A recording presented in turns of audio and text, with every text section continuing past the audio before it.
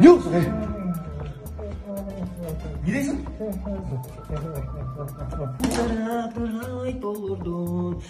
Айгыр мени ай туш келди, айгыр башына такабай.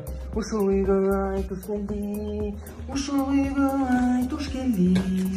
Жарамазан бизге айтылган. Рахмат байке. Бата берип коюн, Ne gel be kravatı. Үйүңүздө кут болсун, дастаркан толо нан болсун. Ушул турган коронавирус сиздин үйгө жолобосун. Негизи эле карантин оңай эле токтосун. Амин. Lan aytmam kesin. Evet. Görüşürüz de.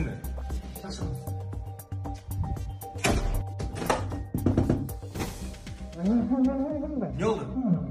Ne de atasın ya? Маке саат 9 болуп кетти, сиздин үйүңүзгө эле жатып албаймынбы дейм. Ha, kamera gideceğiz de.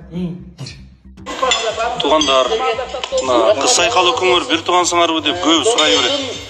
Өкіңір аябай оқшаш екенсіңер дейді. Мен не ушунчалык хуникмин бе?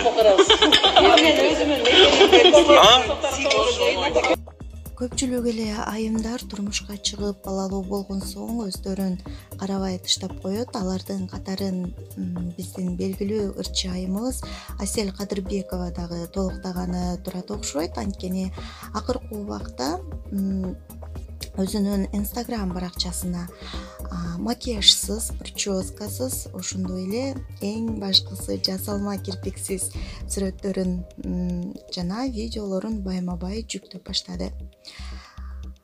Не демекчибиз, ырчы айымыбызга ийгилик каалайбыз, ошондой эле үй бүлөлүк бакыт каалайбыз. Анда эмесе кийинки видеодо Асель Кадырбекованын макияжсыз тартылган видеосун жана ошондой эле кызы менен күлкүлүү видеосун кошо көрө аласыздар.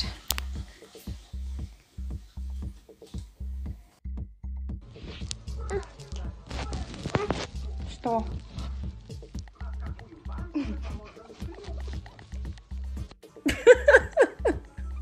Дарижа.